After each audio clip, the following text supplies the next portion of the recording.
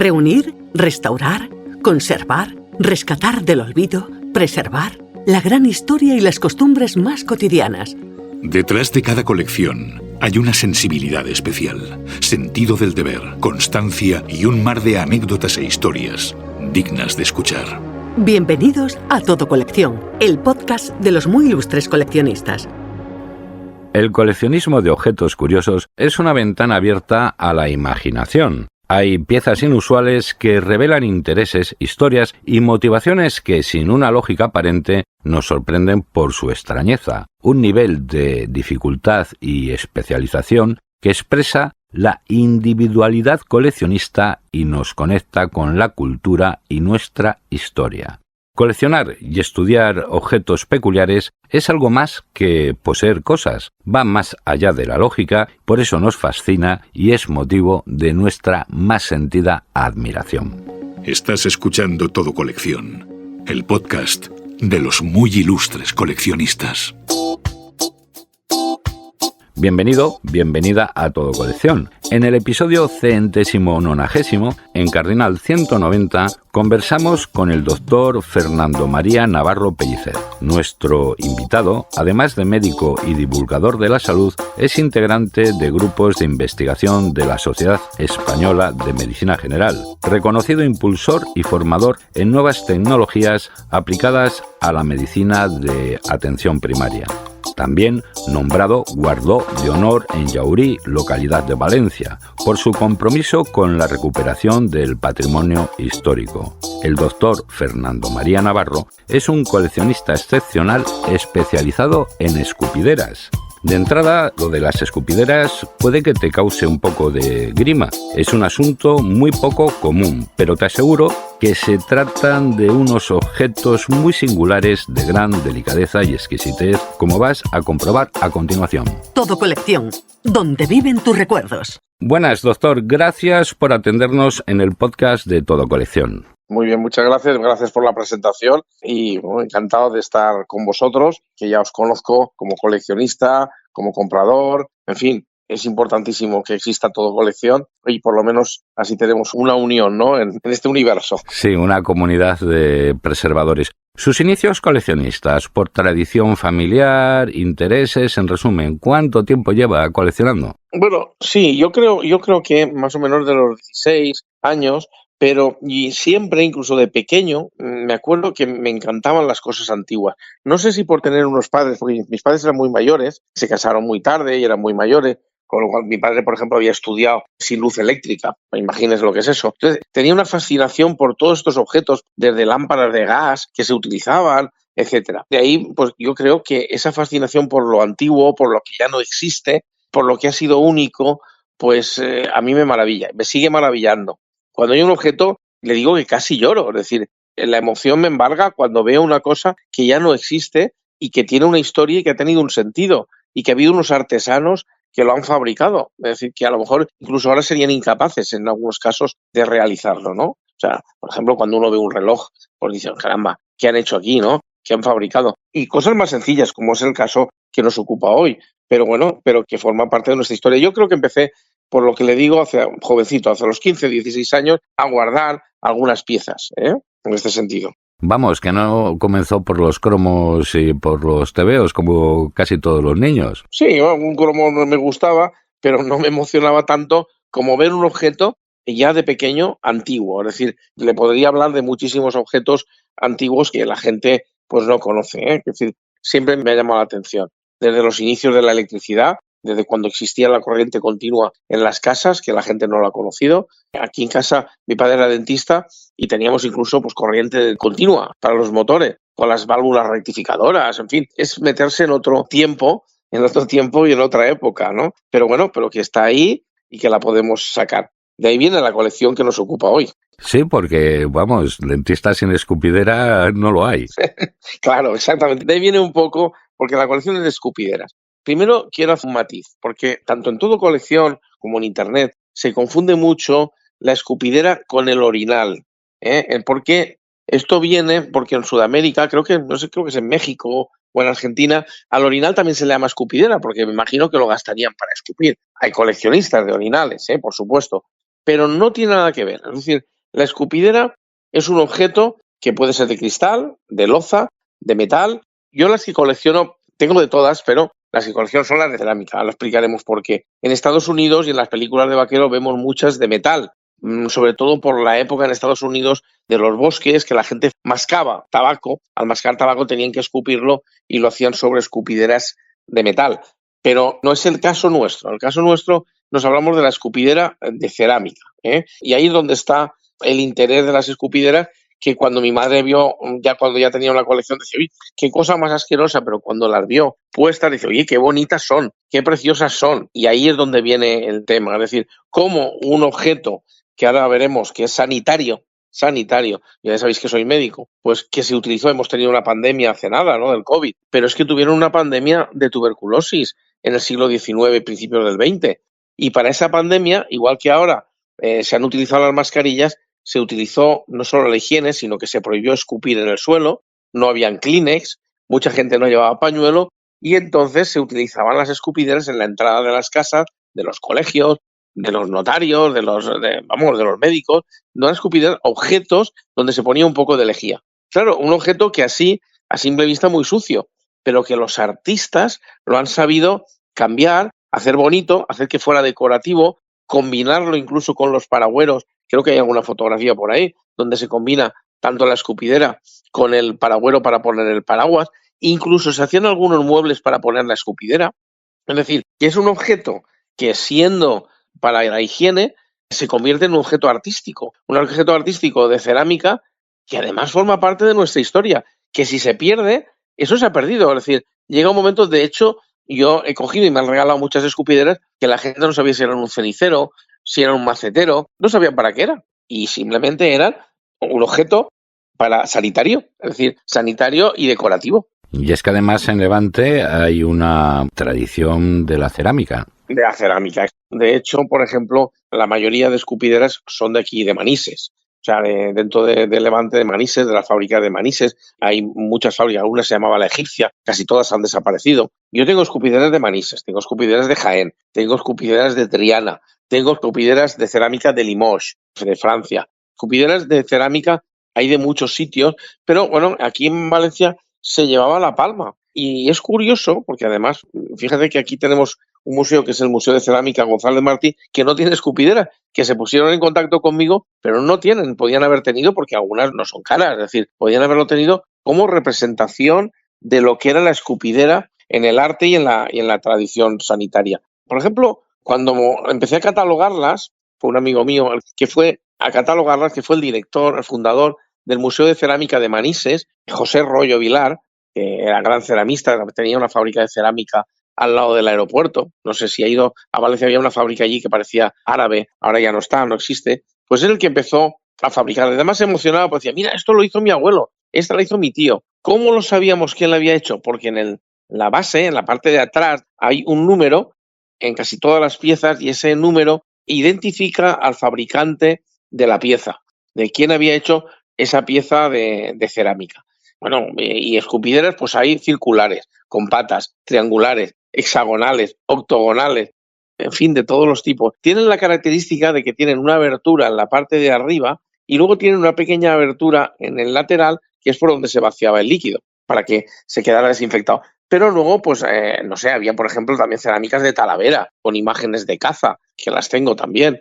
Es decir, que hay un desarrollo artístico en torno a una cosa que es sanitaria, que bueno, que es una maravilla y que la historia nuestra y sobre todo de España y de Europa no puede dejar de lado, porque no tiene ni comparación con las escupideras americanas de bronce, que las hay, están bien, pero no tienen esa expresión artística de flores, de luz. Por ejemplo, hay una de Triana, hay una foto por ahí de ella que es preciosa, creo que tiene 8 o 9 lados y es muy bonita, además pone Triana. Es decir, es impresionante el ver esto, que son objetos, ya digo, que no se utilizan, se pueden utilizar o bien para inspiración. Sí que vino un artista que dice, mira, me he inspirado en tus escupideras, y hizo una especie de obra de arte que parecía una escupidera. También sirve para poner cosas, para adornar, como cualquier otro objeto de cerámica. Tampoco utilizamos los botijos demasiado, y hay colecciones de botijos, ¿no? que forman parte también de nuestra historia. Se colecciona todo. Sí, Pero yo no, yo fundamentalmente lo principal son las escupideras, sí que colecciono cuadros y colecciono relojes, pero lo principal y lo que empecé siempre y lo que me gusta por sencillez y por expresión artística es la escupidera. Pero ya digo que no hay que confundirlo con el orinal, que por desgracia se confunde mucho y a veces incluso he tenido dificultades a la hora de buscar alguna escupidera y me ha parecido un orinal muy bonito, pero no es lo que yo deseaba. Este es un formato de audio, pero animamos a que nuestro público investigue la cuestión de las escupideras porque están además en los principales museos del mundo. Doctor, ¿cuántas piezas tiene en su colección? ¿Si hace catálogo con las fichas, lo documenta? Sí, bueno, están muchas de ellas, no todas, pero muchas de ellas, que algunas en la web se pueden ver, están catalogadas poniendo el fabricante, el estilo, porque hay muchos estilos de cerámica, no solo el fabricante, sino el estilo cerámico, cómo se ha hecho, si se ha hecho, hay muchos estilos que no les sabría decir, que se llama, pues no sé, tipo espardeñet, que es como unos hilos, como un bordado, tipo de hornadas que tiene. O sea, por el número que lleva detrás, están más o menos catalogadas, no todas. Y el número total, pues supera las 200 escupideras. Hay unas 200 en total.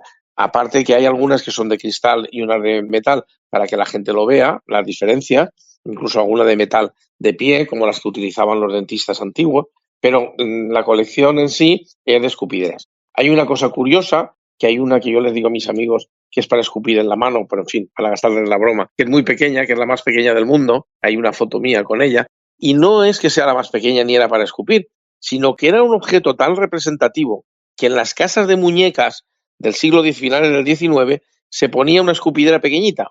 Es decir, para que las niñas que habían comprado la casa fuera completa la casa, igual que una casa de hoy en día tiene que tener de todo, cocinita, y vale, pues le ponían una escupidera pequeñita y ahí tengo yo la escupidera mínima de pequeña, del tamaño de unos 2 o 3 centímetros, que es una escupidera muy pequeña con los dos orificios, tanto de arriba como del lateral, para que vean la importancia que tenía en la época la escupidera. Es interesantísimo, nos estaba comentando que tiene más de 200 piezas diferentes y alguna con alguna historia especialmente particular, además de la que nos ha comentado, esta de la casa de las muñecas, que es fascinante. Sí, esa es la más, digamos, la historia esa es muy curiosa, porque además ya digo que gasto la broma a los amigos.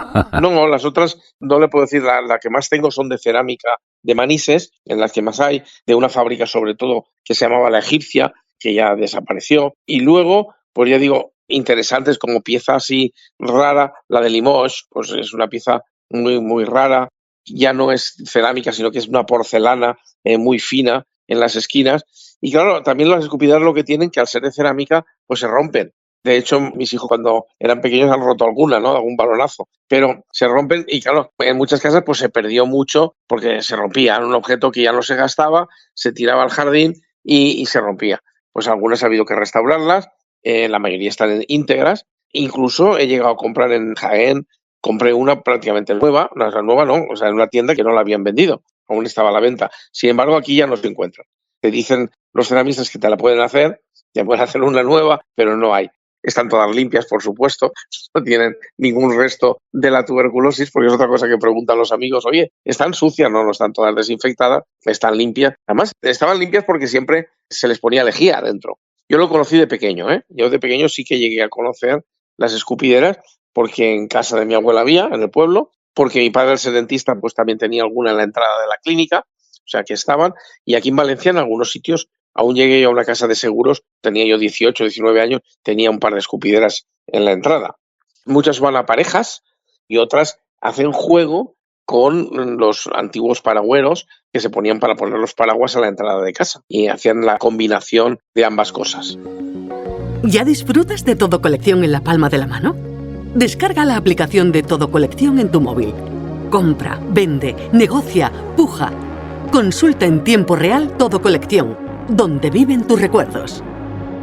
Llega el momento del saludo para los oyentes hispanohablantes que escuchan el podcast de Todo Colección. ¿Y cuánto tiempo ha invertido en la colección? ¿Cómo ha ido creciendo? ¿Y si tiene límite? No, la colección no tiene límite, aunque tengo ya muchas escupideras. Ahora sí soy más selectivo a la hora de adquirir alguna que sea pues muy rara o que sea más rara, porque ya tengo muchas muy raras, tanto en colorido, porque raras pueden ser por el tipo de cerámica, por el color, por la forma, Límite no hay. En cuanto al tiempo, pues bueno, tiempo se ha dedicado a buscarlo, a ir encontrando. A veces se ha encontrado. Hubo una temporada que sí que encontré una especie de anticuario que tenía un grupo y le compré 10 o 12, o sea que aumenté rápidamente ahí la colección.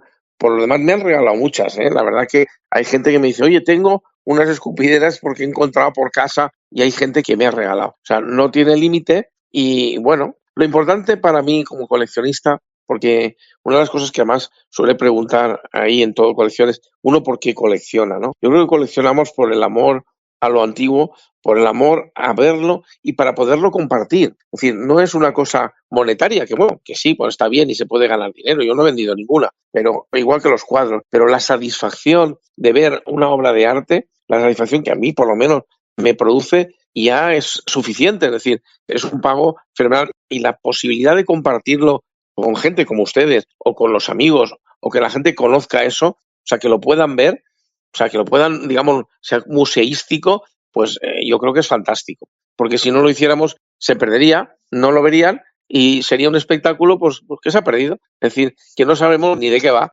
Y así podemos saber parte de la historia, por qué se hicieron, por qué fueron de obligado cumplimiento, por qué los artistas fueron tan buenos al hacerlo y nosotros disfrutamos al verlo. Es decir, que yo creo que muchos coleccionistas pues no lo hacemos por dinero, sino por la satisfacción personal de compartir una parte de nuestra historia. Yo fundamentalmente diría eso, por lo menos en mi caso. Es curioso porque además usted es doctor y nos consta que dentro de los colegiados médicos hay grandes coleccionistas. Sí, en medicina, me digo, hay coleccionistas, hay artistas, no sé, es una profesión humanística que, bueno, como decía Marañón, el que solo sabe de medicina no sabe nada. Y yo creo que el médico es una persona que debe saber un poquito de todo, de ser completo. Debemos de saber de cómo somos las personas, de las enfermedades, por supuesto. Esto tiene que ver, esta colección tiene que ver con las enfermedades y luego tiene que saber de la expresión artística, de compartir. Una de las cosas que yo hago habitualmente, aparte de enseñar, es compartir, intentar prevenir,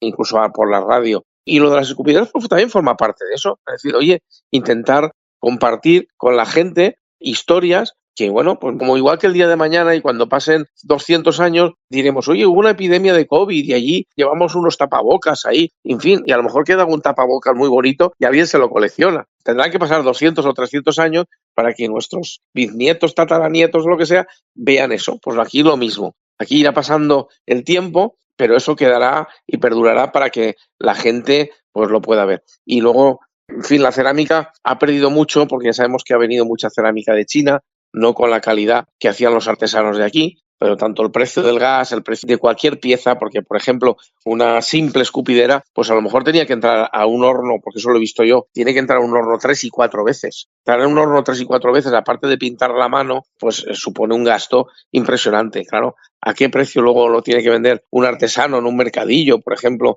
de cerámica? Eso sería carísimo y bueno, pues llegan piezas y hemos perdido también gran parte de nuestra tradición artesanal ceramista. Y en un sitio como Valencia y como Manises, una de la cerámica, pues es importante que no se pierda. ¿En qué lugares busca nuevas piezas para su colección y si el mercado ha evolucionado mucho en estos últimos años? No, evolucionan no, porque cada vez hay menos piezas, ¿eh? Por ejemplo, dentro de todo colección he buscado muchas piezas y he comprado muchas. Se han encontrado bastantes en todo colección porque al ser un escaparate donde pues anticuarios, en fin, o personas que venden piezas exponen cosas que tienen ahí que a lo mejor para ellos a lo mejor pues no tiene ningún sentido, pues bueno, pues se han encontrado piezas de escupideras pues incluso muy baratas.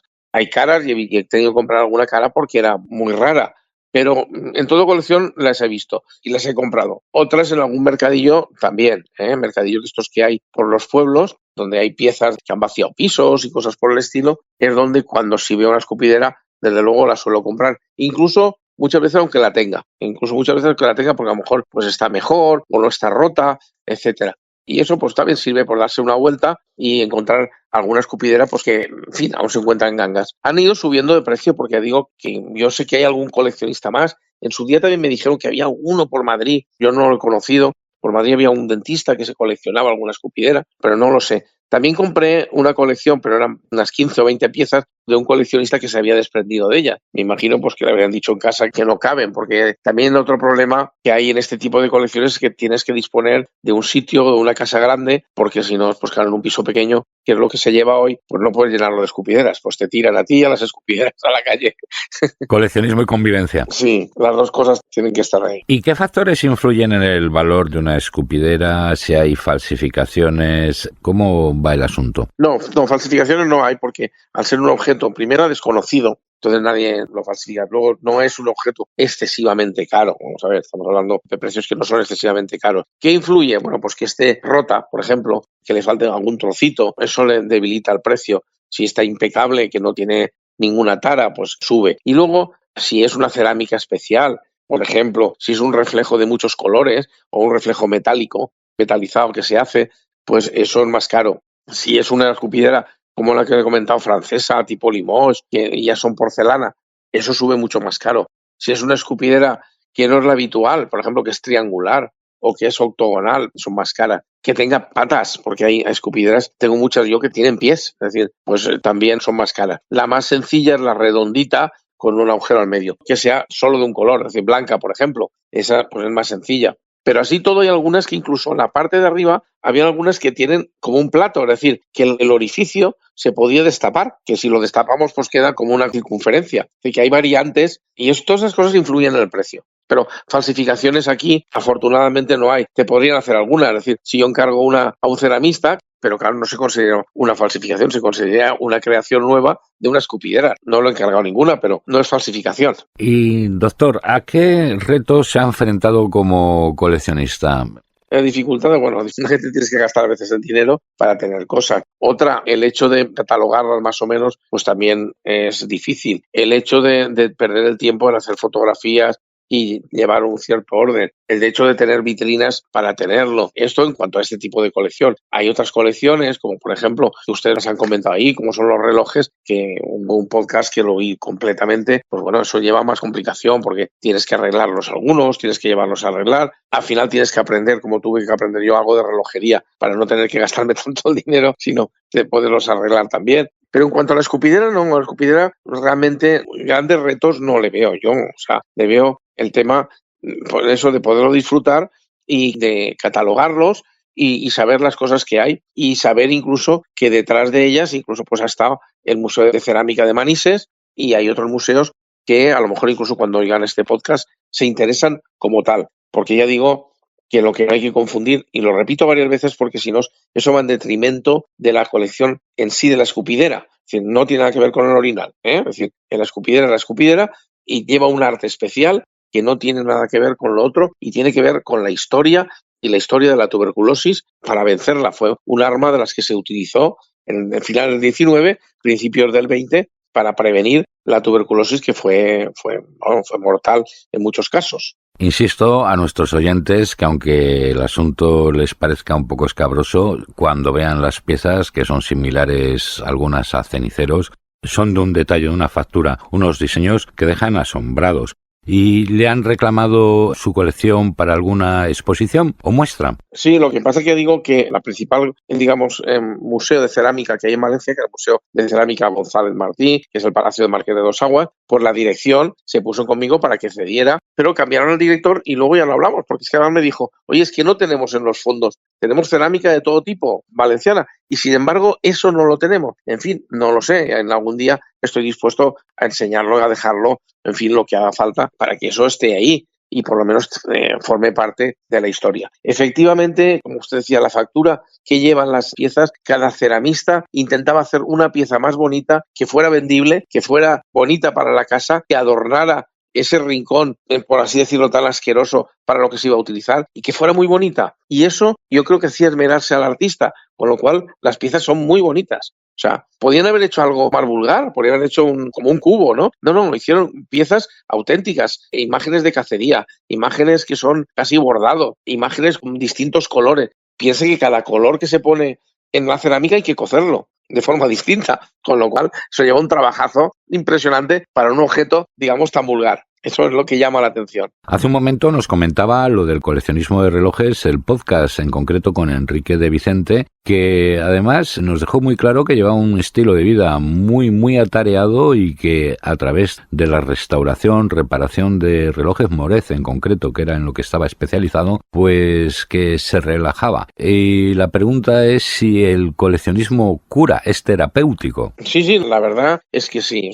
Yo podría decir que el coleccionismo da gran parte. Yo soy una persona, por ejemplo, muy nerviosa, muy inquieto. Podrá incluso observar a la forma de hablar. Pero hay cosas que a mí me relajan. El coleccionismo, el mar, son cosas que me relajan. Yo creo que el coleccionismo es bonito. O sea, no hay que tomarlo porque muchas veces uno piensa que el coleccionismo es acaparar, sin más, ¿no? No es acaparar, no es tener 20 frasquitos iguales, sino es intentar ver la belleza de cada cosa. Para mí es tan importante un coleccionista que tenga 4 piezas como que tenga 200. Sí, lo importante es mi colección, para mí era tan digna, por así decirlo, cuando tenía 10 piezas o 10 piezas de cerámica como cuando hay más de 200. Porque lo importante es verla, lo importante es relajarte con ella, lo importante es poderlas enseñar. Y eso, lo he dicho antes, una satisfacción, y el hombre, pues eso, no solo de pan vive, es decir, esas satisfacciones, tanto de amistad, de compañerismo, como de observar el arte que han hecho otros, pues es importante y es curativo, evidentemente que es curativo. O sea, que yo lo recomendaría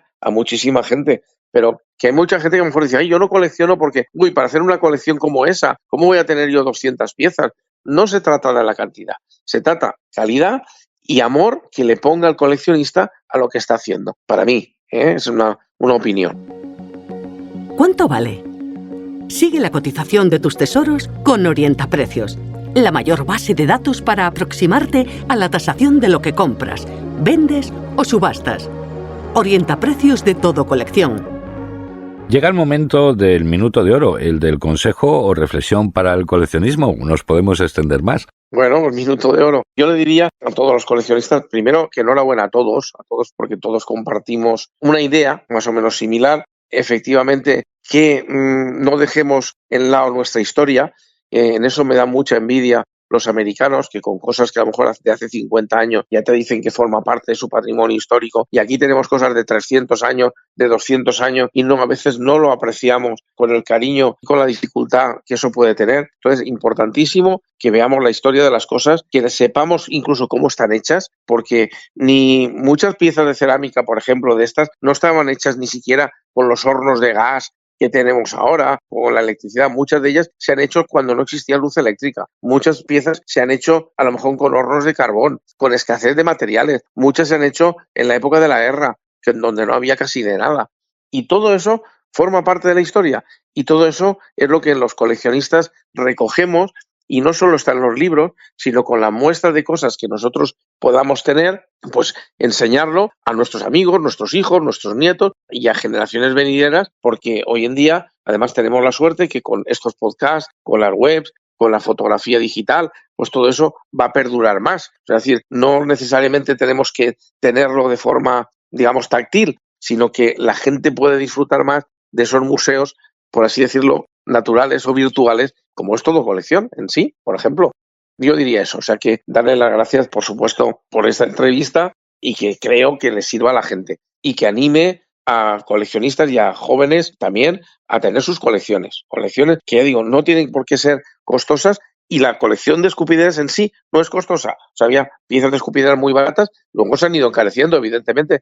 Cuando más pasa el tiempo y dentro de unos años, pues será más costoso. Pero no hay que pensar en el costo, sino cosas sencillas son muy importantes para que la gente pueda disfrutar de ellas. Tenemos aquí el mantra del precio, te olvidas y la satisfacción continúa. Eso es. Fernando María Navarro Pellicer, muchísimas gracias por habernos atendido con tanta amabilidad en el podcast del coleccionista de Todo Colección. Le deseamos muy larga vida y sobre todo prosperidad coleccionista. Muy bien, pues muchas gracias y estamos en contacto. Un abrazo.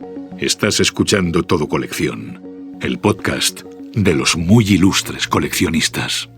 Bueno, vaya lección, fantástica lección. Es que las escupideras, además de los dentistas, también se emplean en las catas de vino. Las cerámicas y las porcelanas, su color, embrujo y textura. En el episodio 63, Felipa Mateo, la Feli, nos transmitió su entusiasmo acerca de la cerámica levantina y su conexión por el Mediterráneo. Y en el episodio 109, Félix Aliaga compartió su afición por las porcelanas e iconos de plata, y también de porcelanas, cerámicas y un sinfín de materiales más. Estuvimos hablando hace muy poco con María José Fuster, coleccionista de hueveras, y bueno, es un episodio fascinante. La puedes escuchar en el episodio 176. Si eres coleccionista, caerás en nuestras redes.